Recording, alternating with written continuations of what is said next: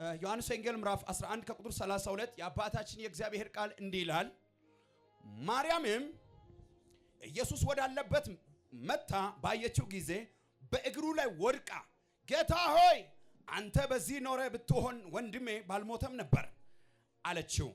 ኢየሱስም እርሷ ስታለቅስ ከእርሷም ጋር የመጡት አይሁድ ሲያለቅሱ አይቶ በመንፈሱ አዘነ፣ በራሱም ታወከ። ወደ ታኖራችሁት አለም። እነርሱም ጌታ ሆይ መተይ አሉት። ኢየሱስም እንባውን አፈሰሰ። ስለዚህ አይሁድ እንዴት ይወደው እንደነበረ እዩ አሉ።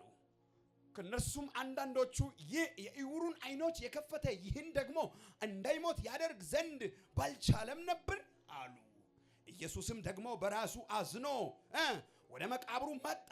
እርሱም ዋሻ ነበረ፣ ድንጋይም ተገጥሞበት ነበር። ኢየሱስ ድንጋዩን አንሱ፣ ኧረ አንድ ሰው አሜን ይበል። ድንጋዩን አንሱ አለ። ማላዚቫኔው ሰው የሞተውም እህት ማርታ ጌታ ሆይ ከሞተ 4 ቀን ሆኖታልና አሁን ይሸታል አለችው። ኢየሱስ ብታምኝስ የእግዚአብሔር ክብር እንድታይ አልነገርኩሽምን አላት። ድንጋዩም አነሱት። ኢየሱስም አይኖቹን ወደ ላይ አንስተው አባት ሆይ ስለሰማኸኝ አመሰግንሃለሁ። ሁልጊዜ እንደምትሰማኝ አወቅሁ። ሁልጊዜም እንዴት እንደሰማኸኝ አወቅሁ። ሁልጊዜ እንድሰማኝ አወቅሁ። ነገር ግን አንተ እንደላከኝ ያምኑ ዘንድ በዚህ ዙሪያ ስለቆሙት ሕዝብ ተናገሪው አለ። ይህንም ብሎ በታላቅ ድምፅ አሁን ወደ ቦታ መተናል፣ ወደ ራሳችን።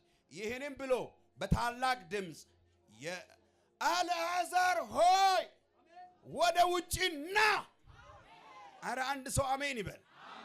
ወደ ውጪ ና ብሎ ጮኸ ይላል። ኧረ ኢየሱስ ጌታ ነው። ኧረ ኢየሱስ ጌታ። የሞተውም እጆቹና እግሮቹ በመገነዝ እንደተገነዙ ወጣ። ሲያንሰው ወጣ በሉ። ፊቱም በጨርቅ እንደተጠመጠመ ነበር። ኢየሱስም ፍቱትና ይሂድ ተውት አላቸው።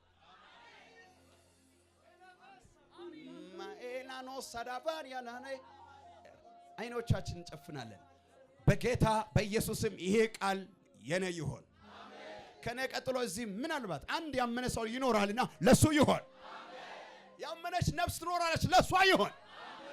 የተቀበለ አንድ ሰው ይኖራል፣ ለሱ ይሁን። ቃሉ አሜን እያሉ ላሉ ሰዎች በሙላት ይገለጥላቸው። እደግማለሁ፣ ቃሉ በሙላት ይገለጥላቸው። 2 ጊዜ አሜን ላለ ሰው ይሆን። አንድ የመጨረሻ ተፈጸመ። አሜን። የስብከተ ርዕስ ናውጣ የሚል ነው።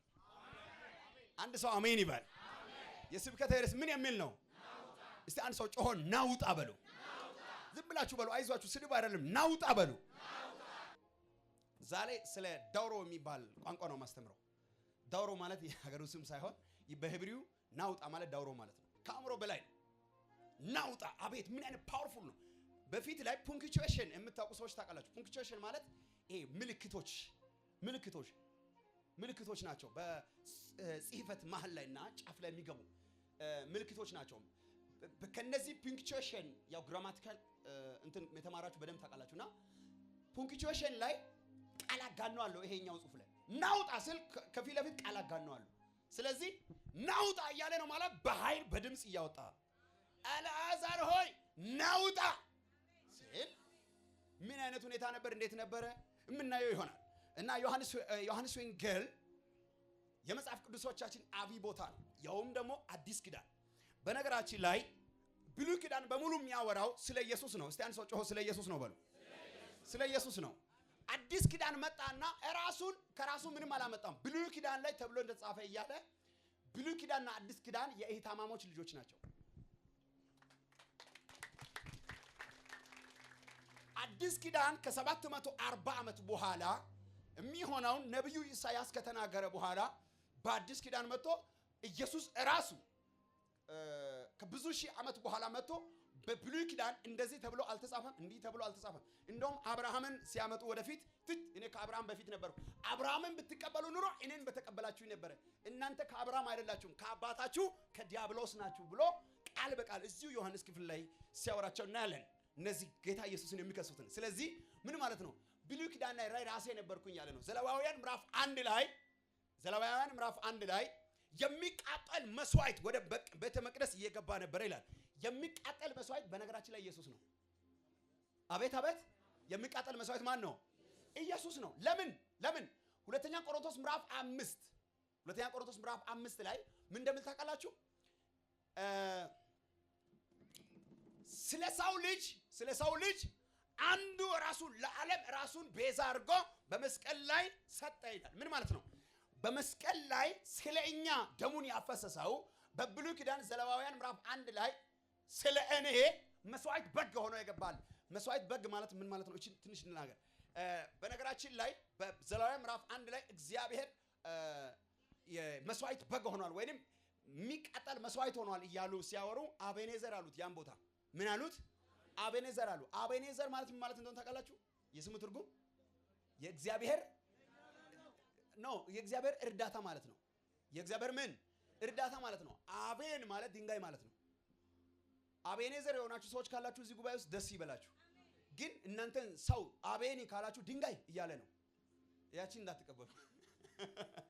ኤዘር ማለት ረዳት እንደማለት ነው፣ ወይንም ረዳው እንደማለት ነው። ግን አቤኔዘር ሲባል የእግዚአብሔር እርዳታ ምን ማለት ነው? እቺ በአዲስ ኪዳን የማዕዘን ራስ ሁለተኛ ጴጥሮስ ምዕራፍ 2 ላይ አንደኛ ጴጥሮስ ምዕራፍ 2 ቁጥር 6 ላይ የማዕዘን ራስ ግንበኞች የናቁት ድንጋይ እርሱ የማዕዘን ራስ ሆነ። ምን ማለት ነው? ያቺ ድንጋይ በብሉይ ኪዳን ዘሌዋውያን ምዕራፍ 1 ላይ የተገለጸ ነው። ምን ማለት ነው? አንድ መስዋዕት ሲቀርብ ድንጋይ ላይ ነው የሚቀርበው። ድንጋይ ላይ ያስቀምጡና የሚጠረገው ነገር ሁሉ ያደርጉና ድንጋይ ላይ ውሃ እሳት ያነዱታል። እሳቱ ድንጋይ ላይ ሆኖ ይበላል። ያ በብሉይ ኪዳን ድንጋይ ላይ ያቃጠሉት መስዋዕት ኢየሱስ ነው። በብሉይ ኪዳን በአዲስ ኪዳን መጣና ግንበኞች የናቁን ደረሰ። ያ ማለት የአርማትያ ዮሴፍ ልጅ አይደለም እንደ የተባሉት ድንጋይ ማለት ነው። እና በአዲስ ኪዳን ይሄ ከሆነ ኢየሱስ መጣና ድንጋይ ሆነ። ግንበኞች የናቁት የማዕዘን ድንጋይ እርሱ ራስ ሆነ የተባልኩት እኔ ነኝ። በሁሉም መካከል በእኔ ላይ እኔ እየመጣው ለሌሎቹ መስዋዕትን የሚያቃጥሉበት መሰረት ሆንኩኝ እያለ ያወራል። ስለዚህ ይሄኛው ቦታ ጌታችን ኢየሱስ ክርስቶስ ለኛ በብሉይ ኪዳን የሰራውን ስራ በአዲስ ኪዳን የሚፈጽምበት ሆነ። ለምሳሌ በ11ኛው ምዕራፍ ላይ ዮሐንስ ማለት ሲጀመር የስሙ ትርጉም የምስራች ነጋሪ ወይንም የምስራች አብሳሪ ማለት ነው። አቤት አቤት! አንደኛው ትርጉም ይሄ ነው። ሁለተኛው በምድረ በዳ የሚጮህ ድምጽ ማለት ነው። ምንድነው በምድረ በዳ የሚጮህ? ኢየሱስ ያድናል፣ እርሱን ተቀበሉት፣ በእርሱ የሚያምን የዘላለም ሕይወት አለው እያለ መናገር ነው። ከዛስ ከማይጠፋ ዘር ተወልዳችኋል። እናንተ የመጣችሁት ከሚጠፋ ዘር ሳይሆን ከማይጠፋ ዘር ነው። እናንተ ለሁለት ቀን ሳይሆን ለዘላለም አትሞቱም። እንደውም እዚህ ባነበብነው ቦታ እንደዚህ ይላል፣ ሞት እንኳን በእኔ የሚያምን አይሞትም፣ ቢሞትም እንኳን ሕያው ይሆናል። ሶስት ጀግና አሜን ይባል። እስቲ በጌታ የሆነ ሰው ያልሆናችሁም ካላችሁ ከትንሽ ጊዜ በኋላ ትሆናላችሁ። በጌታ የሆነ ሰው በጌታ በኢየሱስ ስም ሞት እናንተ ላይ ስልጣን የለው። የሞትን ጣር አጥፍቶ በቀራንዮ ላይ የሞትን ቁልፍ ተቀብሎታል።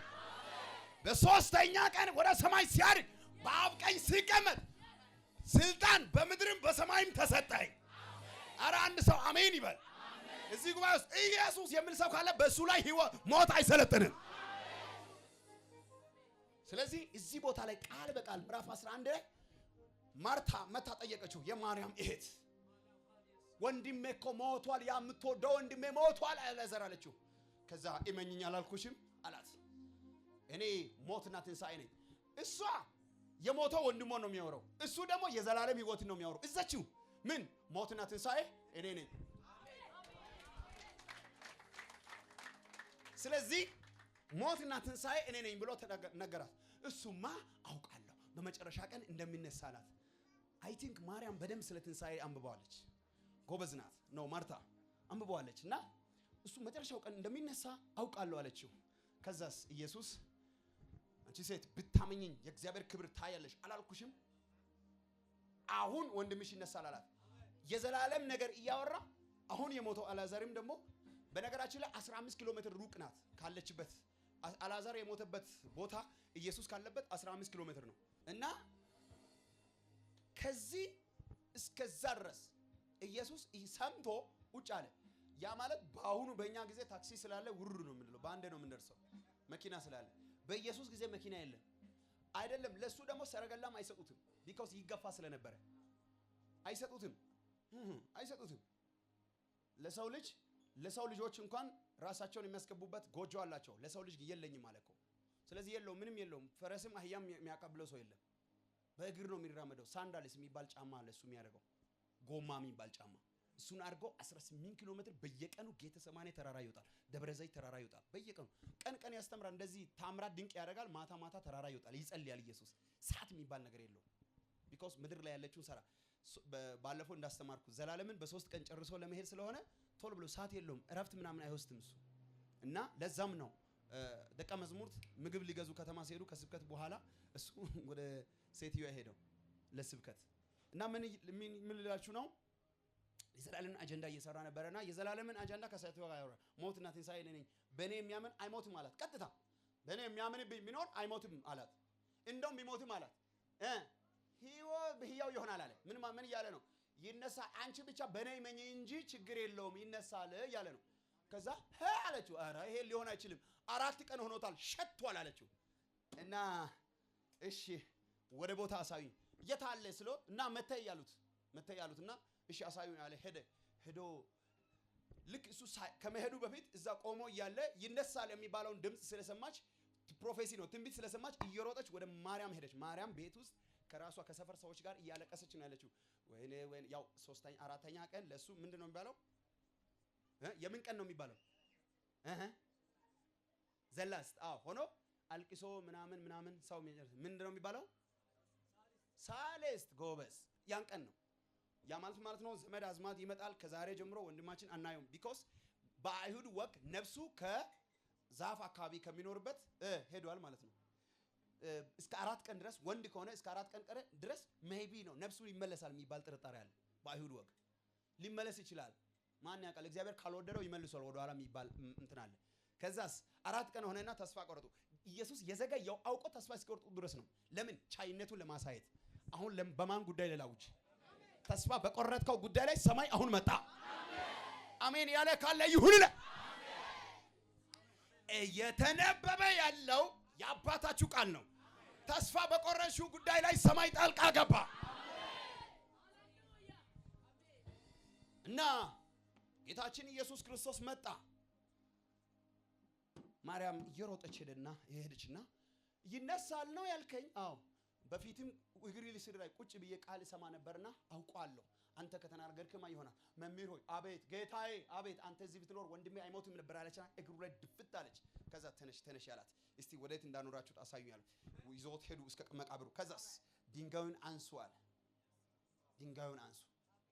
ከዛስ አልዓዛር ሆይ ናውጣ። ከዛስ ፍቱትና መገነዙን ልቀቁት። ይሂድ፣ ተዉት። ሳንሶ ጮኸ ተዉት ይበል።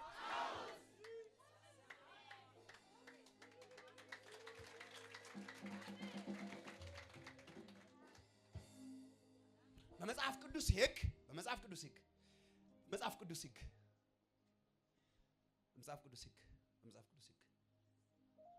አንድ ነገር የእግዚአብሔር ድምፅ እስኪመጣ ይቆይ ይሆናል። የእግዚአብሔር ድምፅ ከመጣ በኋላ አይደለም ሕግ፣ አይደለም ገመድ፣ አይደለም የሆነ ነገር፣ አይደለም ጓደኛ፣ ሰው፣ ጎረቤት፣ ኪስ ሁኔታ፣ ስራ ሁኔታ፣ አየር ሁኔታ፣ ዶላር መወደዱ፣ የሆነ ኑሮ ውድነት ምናምን እግዚአብሔር ምስክሬ አያቆምም።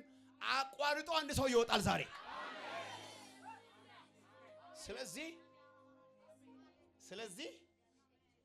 ይሄ ናውጣ የሚለው ቃል ካም አውት ከሚል በጣም የጠለቀ ሄንስ የሚባል ነው የሚጠቀመው። በሂብሪው ዳውሮ ይባላል። ምን ይባላል? ዳውሮ። ይሄ ዳውሮ አንድ አይሁዳዊ መጥቶ አንድ ሰው ዳውሮ ካለ ቶሎ በል እያለው ነው። ምን በል? ቶሎ በል ውጣ ሂድ። ምን ማለት ነው? አንድ ሰው መጥቶ በሂብሪው ቋንቋ ዳውሮ ካለ አትያዝም፣ አንተ ነፃነት ተፈቅዶላል እያለ ነው። እሺ እዚህ ጉባኤ ውስጥ 39 ሰው አለ ዛሬ። ዛሬ ጠዋት የመጣ 39 ሰው አለ። ለዛ ሰው ከተናገርኩ በኋላ አበቃለሁ። 39 ሰው ከታሰረበት ገመድ ዛሬ ይፈታል። ኢማኖ ሻዳቬኒያ ሳብራኑስ ታደሜኬ ማርያም ይመታ ነው። ማርታ መታ ለማርያም እንዲህ አለቻት፣ ማርያም አቤት መምህሩ መጥቷል አለችው።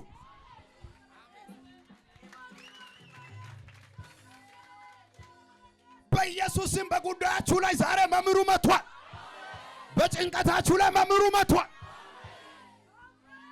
መምህሩ ሲመጣ ሶስት ነገር በአንዴ ትሆናል። ስንት ነገር? ሶስት ነገር። አንደኛ ካለበት ሁኔታ ውስጥ ጥያቄ ተፈቷል። ከነ ጥያቄ ምን ማለት ነው?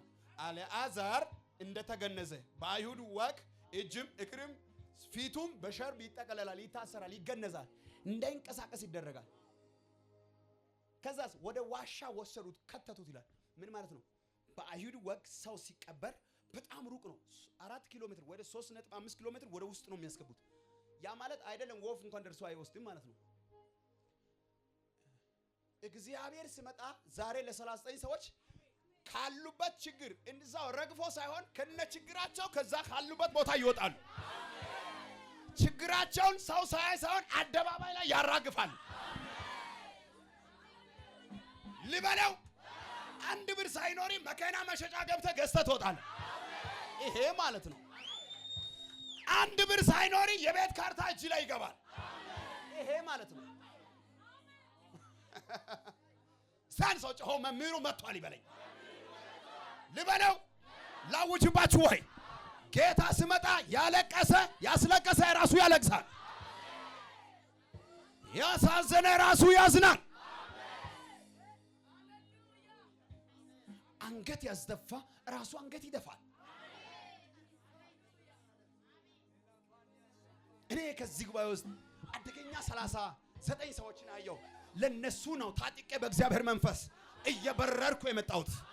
39 ሰዎች በዚህም ዓለም ሚዲያ የምትመለከቱ ካላችሁበት ችግር ናውጣ፣ ካለበት መከራ ናውጣ፣ ከተጨነክበት ጭንቀት ናውጣ።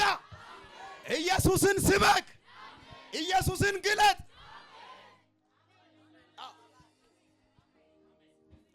ሁኔታ ካሰራቸው ሁኔታ ካስጨነቃቸው ቦታ የሚወጡ 39 ሰዎች አሉ። እነዚህ ሰዎች ከኔ ጋር አሜን ካሉ ካሉበት ጭንቀት ይወጣሉ። ቀን የጨለመባችሁ ሰዎች ካላችሁበት ቦታ እንደ እግዚአብሔር ነቢይ አውጃለሁ ናውጣ።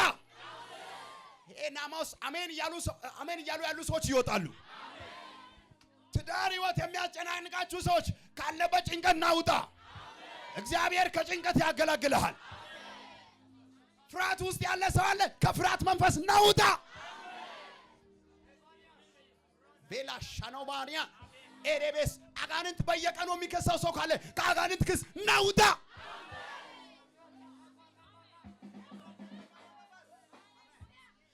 ለ39 ሰዎች አመናችሁም አላመናችሁም ነፃ የሚያወጣ ጌታ መጥቷል። ታሪክ የሚቀይር ጌታ መጥቷል።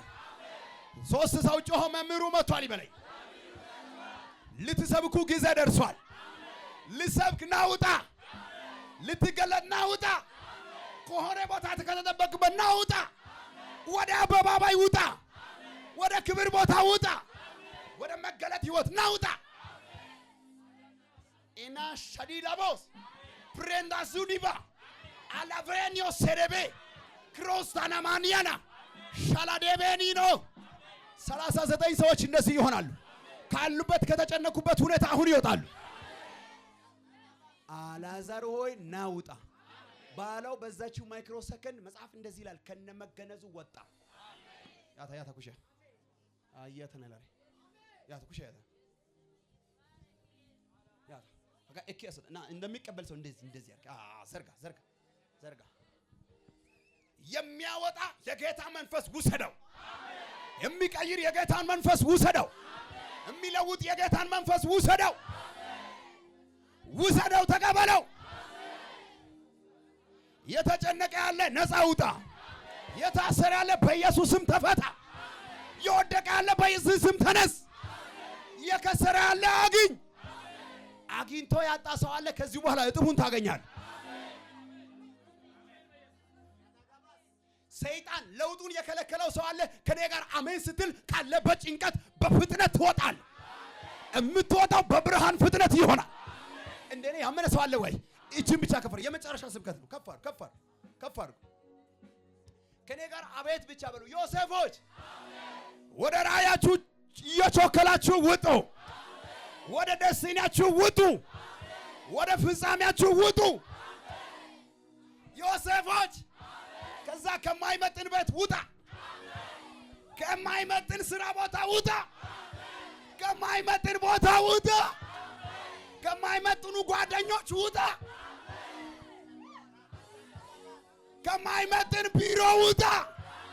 በኢየሱስ ስም በክብር ቦታ ላይ ተቀመጥ። የሚገባ ወንጌል እንሰብክ የሚመች ቦታ ነውና በኢየሱስ ስም ውጣ። ይሄን ቃል ጮክ ብሎ አሜን ላለ ሰው ይሁንለት።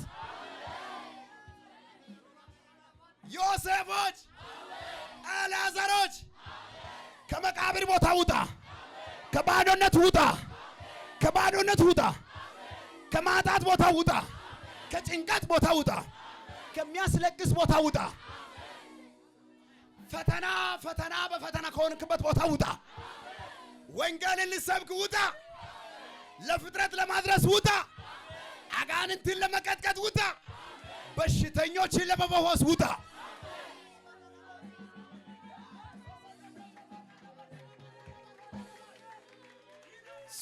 39 አልዓዛሮች አሉ።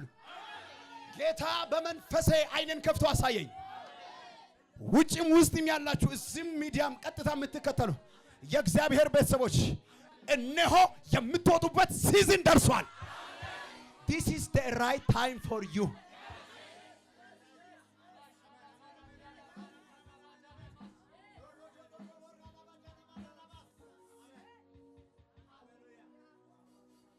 ከኔ ጋር እቺን አዋጅ ቶሎ በሏትና እንጨርስ። ከኔ ጋር ወጣው በሉ። ህይወት መንፈሳዊ ነው እንዳልከው ነው የምትሆነው።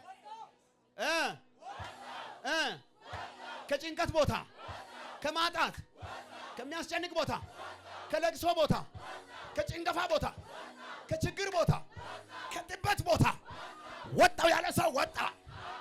አንድ ሰው ወጣ ያለ ወጣ። እግራችሁ ይወጣል። ጸጋችሁ ይወጣል። ክብራችሁ ይወጣል። ቅድስናችሁ ይወጣል። ማንነታችሁ ይወጣል። ኤገሌ ነው ወይ እስኪባል ድረስ ከዚህ ጉባኤው 39 ሰው ተቀየረ። ከነገ ሰኞ በኋላ ሰው ሳይሆን መንፈስ ቅዱስ ያወጣዋል። የጌታ ድምፅ ያወጣዋል። በኢየሱስ ስም ትወጣለህ። አልዓዛር ሆይ ና ውጣ።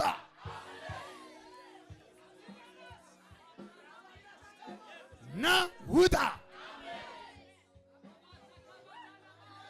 ከኔ ጋር ስማችሁን እየጠራችሁ ና ውጣ በሉ። አንተ በረከት ና ውጣ። ከጭንቀት ቦታ ውጣ። አረ ውጣ።